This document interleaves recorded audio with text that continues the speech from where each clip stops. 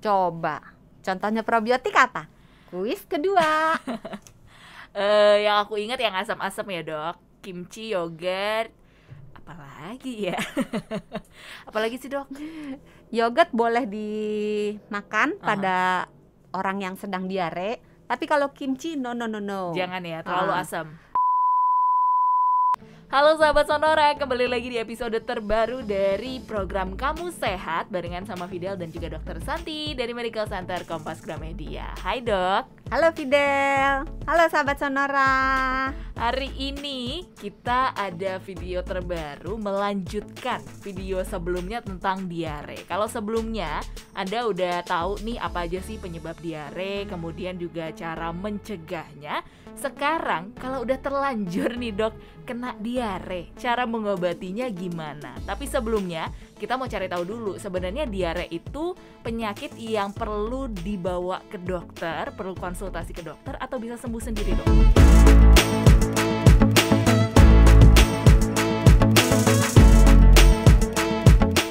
Iya, sebenarnya sebagian besar itu diare sembuh sendiri, nggak ke dokter nggak apa-apa. Simple ya?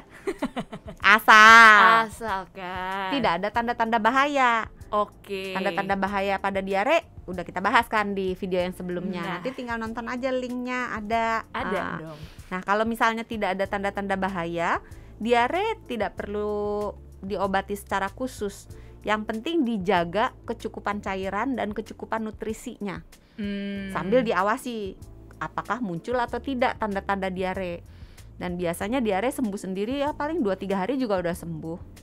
Oke, berarti sebenarnya kalau misalnya tidak ada tanda bahaya yang Anda bisa cek di video sebelumnya, bisa sembuh begitu aja ya dok? Iya. Tapi tentunya harus disupport dengan berbagai jenis makanan atau minuman gitu dok, supaya lebih cepat sembuhnya atau gimana? Iya tentu, karena kalau kita salah memilih makanan itu bisa jadi diarenya tambah parah. Oke. Atau kita kurang minuman atau kurang elektrolit, bisa juga menimbulkan dehidrasi. Dehidrasi nanti ujungnya panjang. Aduh. Bisa gangguan ginjal, bisa kejang, bisa meninggal, ujung-ujung terakhirnya meninggal. Wow, oke. Jadi walaupun sepele, yang penting satu, perhatikan apakah ada tanda-tanda bahaya.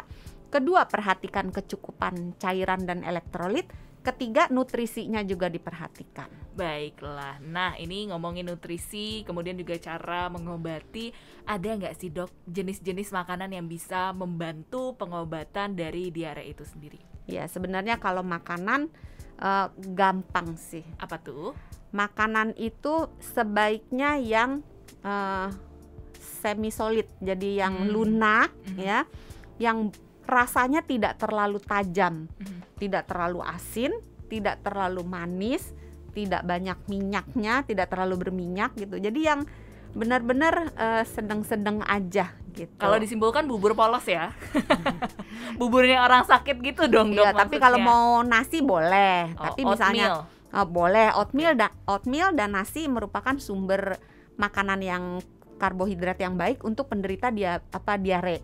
Jadi karena dia mudah diserap, cepet bagi saluran pencernaan tuh nggak capek lah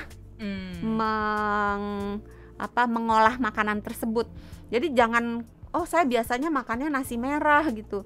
Terus selama diare tetap nasi merah, sebaiknya pindah dulu ke nasi putih. Karena nasi putih lebih mudah dicerna. Karena kan diare itu penyakit di saluran pencernaan. Lagi saluran pencernaannya lagi kerepotan mengurusi virus-virusnya, ditambah lagi dengan beban pencernaan yang berat, dia susah baiknya. Jadi makanlah makanan yang rendah serat, rendah gula, tapi sebenarnya bukan rendah gula sih, jangan ekstrim terlalu manis gitu. Oke, berarti sahabat Sonora, ternyata diare itu bisa diobati sendiri kalau misalnya nggak ada tanda-tanda bahaya ya. Dan tadi Dokter Santi sempat sebut tentang kecukupan cairan. Ini maksudnya minum yang banyak aja atau gimana dok? Iya, sebenarnya dalam proses diare kan yang keluar banyak cairan. Tapi tidak hanya cairan tubuh yang keluar, dia juga keluar beserta dengan enzimnya, beserta dengan elektrolitnya. Jadi seperti dikuras dalam tanda kutip, karena sebenarnya diare itu proses alami dari tubuh itu merupakan upaya tubuh untuk mengeluarkan sesuatu yang tidak seharusnya ada di saluran pencernaan. Jadi misalnya ada virus, ada bakteri, itu kan seharusnya nggak ada. Nah, ketika dia ada, tubuh berusaha membuangnya dengan cara dikasih air banyak-banyak, kayak diguyur lah dalam tanda kutip gitu. Nah, bersama dengan itu nggak cuma cairan, ada elektrolit juga yang terbuang, sehingga kita harus mengganti cairan dan elektrolit yang terbuang itu. Makanya dikenal dengan cairan oralit. Nah, oralit itu cairan yang sebenarnya kita bisa beli di apotik banyak, dijual dalam bentuk bubuk, saset gitu. Tinggal dibuka, satu saset 200 ml air, dilarutkan, diminum setiap kali diare. Nah, kadang-kadang diare disertai dengan rasa mual. Nah, kalau misalnya ada mual, kalau langsung minum 200 cc rasanya agak nggak enak gitu, ya, enak kan? Nah, dicicil aja. Oh, boleh. Boleh. Kartu jadi kredit ya. Iya. Tapi jangan cicil 12 bulan 0%. Kelamaan. Gimana dok nyicilnya? Jadi minum misalnya 2-3 teguk, kalau udah agak mual stop dulu. Tunggu sampai udah nggak begitu mual, minum lagi sedikit lagi. Jadi porsinya dikit aja, kecil tapi sering. Nah, tapi dok, apotik tutup, diarenya tengah malam. Gimana dong dok? Bikin sendiri aja. Oh wow, caranya? Caranya, ambil 1 liter air matang, tambahkan 6 sendok teh gula, bersama dengan setengah sendok teh garam. Itu ya resepnya ya? Iya, resepnya. Kayak masak apa kita? Jangan tambah yang lain kan dok, itu aja. Jangan, nanti ditambahin. Siapa tahu, kayaknya enak deh dok pakai madu. Kalau ini gitu nggak boleh jangan ya. Itu tadi terlalu manis nggak baik loh. Oh, nggak boleh. Kalau pada penderita diare diberi makanan yang terlalu manis, gula di dalam makanan atau minuman itu akan menarik air di dalam saluran pencernaan, sehingga nanti diarenya nggak berhenti-berhenti. Gula boleh, tapi tidak boleh terlalu manis. Makanya tadi gulanya cuman 6 sendok teh. 6 sendok teh, garamnya setengah sendok teh. Airnya berapa liter? 1. Good. Pintar sekali. Hebat. Berarti bisa Anda buat sendiri di rumah kalau misalnya nggak mau beli ya. Kemudian dok, cairan tadi sudah terlengkapi, tercukupi. Kalau dari sisi nutrisi dok, ada nggak makanan yang bisa membantu pengobatan dari diare? Makanan sebaiknya yang juga mengandung banyak air. Jadi kadang-kadang kalau minum oralit kan rasanya gitu deh, meh gitu. Nah, kalau misalnya orang dewasa bisa memaksa diri untuk minum cairan oralit. Tapi kalau anak-anak agak susah ya, kita mau paksa, apalagi dia disertai dengan mual, agak susah. Jadi boleh dengan menggunakan misalnya kalau masak beras kan ada airnya. Kalau orang dulu bilang air tajin, itu boleh. Selain air tajin, apalagi nih dok yang bisa membantu? Kuah sayuran, kuah sop, kuah sayur bening, apapun yang bentuknya cairan di dalam masakan boleh diberikan. Nah, tapi kan kalau diberikannya ketika waktu makan, nanti perutnya isinya hanya makanan gitu kan. Jadi kuah-kuah sayuran boleh diberikan di sela-sela waktu makan. Sebagai pengganti oralit. Tapi tetap diperhatikan ya, nggak boleh semata-mata mengandalkan cairan itu aja. Tetap oralit harus diberikan. Jadi sebagai selingan. Nah, kemudian ketika membuat kuah, terutama sup atau soto, jangan menggunakan daging yang berminyak. Jangan menggunakan santan. Jadi kuahnya kuah bening-bening aja. Terus karena nanti malah enak gitu dok. Malah diarenya tambah parah gitu. Parah ya. Terus jangan menggunakan merica. Kan biasa rempah-rempah gitu dok, malah jadi enak kan. Jahe aja, jahe boleh. Karena rempah seperti jahe itu membuat perut jadi tenang. Teh chamomile juga membuat perut menjadi tenang. Itu boleh diminum. Baiklah, berarti itu ya sahabat Sonora, ada Oralit ya dok, atau kalau dan misalnya, berbagai cairannya Anda juga bahkan bisa DIY alias do it yourself, bikin sendiri. Air 1 liter dengan 6 sendok teh gula ditambah setengah sendok teh garam. Betul. Iya. Kemudian juga tadi ada air tajin, ada kuah-kuah juga ya dok, dan juga ada jahe yang bisa menenangkan perut Anda yang sedang diare. Ada lagi dok? Kamomilnya, teh kamomil juga bisa ya, mudah sekali untuk Anda dapatkan. Udah banyak sekarang di e-commerce atau di supermarket juga ya dok. Iya. Baiklah. Nah kalau misalnya makanan ya, tadi kan minuman udah tuh, sekarang makanan itu kalau bisa yang rasanya tidak terlalu asin, tidak terlalu kuat ya. Terus selain tadi jangan terlalu berminyak, jangan bersantan, rempahnya jangan terlalu banyak ya. Terus makanannya itu sebaiknya diberikan dalam porsi kecil tetapi sering. Oh, frekuensinya ditambahkan begitu ya? Iya, pilih yang rendah kadar seratnya. Tapi bukan berarti nggak boleh makan serat. Serat itu ada 2 macam, serat larut, serat tidak larut. Kalau serat tidak larut memperburuk proses diarenya. Tapi kalau serat larut dalam air itu membuat perut jadi enak. Contoh serat larut dalam air, pisang. Nah, enak pisang. Nah, pisang boleh dimakan ketika diare. Terus tadi yang nasi jangan nasi merah, tapi nasi putih. Terus kalau bisa nasinya jangan keras-keras. Mungkin ketika masak airnya dilebihkan sedikit supaya agak lembut. Kemudian makan juga makanan yang mengandung probiotik. Coba contohnya probiotik apa? Kuis kedua. Yang aku ingat yang asam-asam ya dok, kimchi, yogurt, apalagi ya? Apalagi sih dok? Yogurt boleh dimakan pada orang yang sedang diare, tapi kalau kimchi no. Jangan ya, terlalu asam. Terlalu pedas. Oh, pedasnya.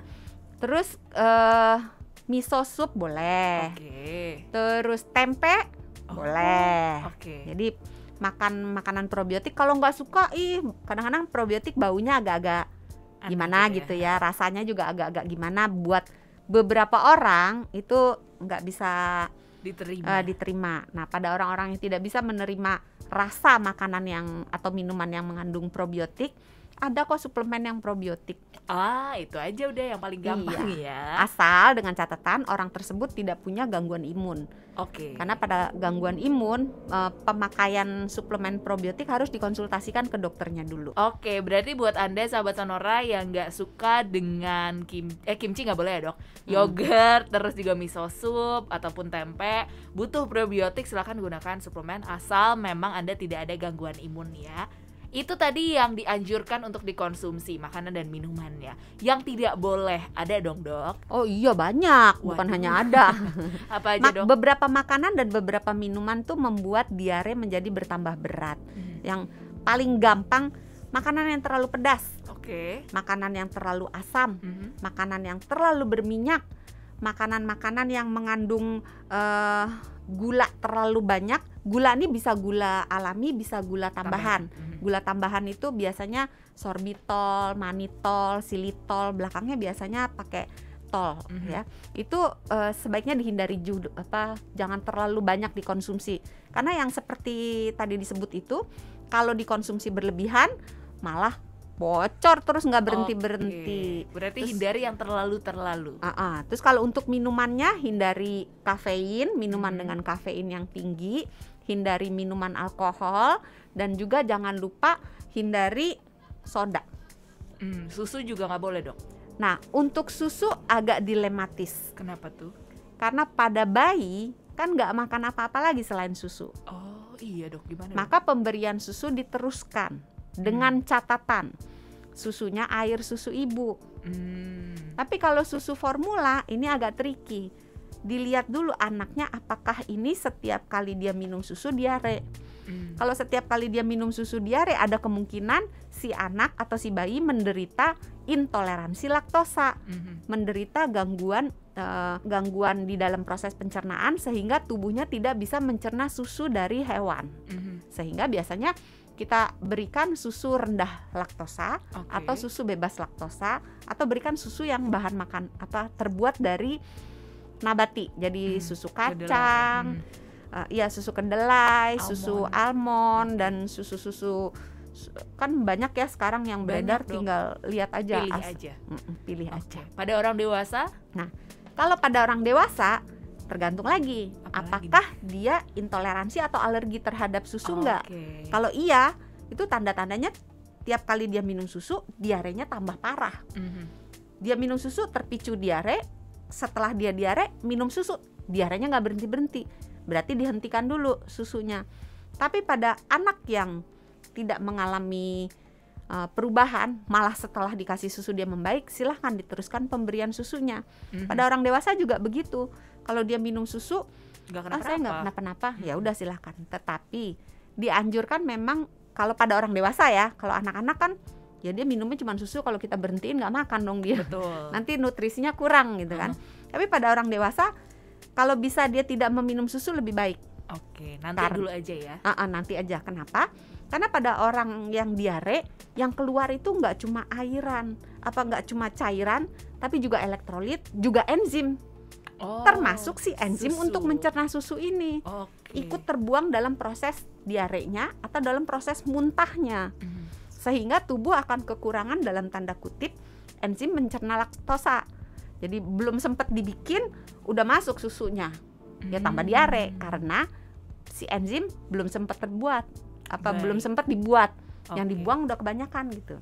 Baiklah, itu berarti tadi ya beberapa jenis makanan dan minuman yang lebih baik Anda hindari ketika Anda sedang mengalami diare. Sudah lengkap tadi yang direkomendasikan Dokter Santi untuk dikonsumsi dan yang untuk dihindari. Dokter Santi, terima kasih banyak. Sama-sama, mudah-mudahan gak diare. Betul. Karena ini lagi musim hujan. Betul. Banyak angka diare.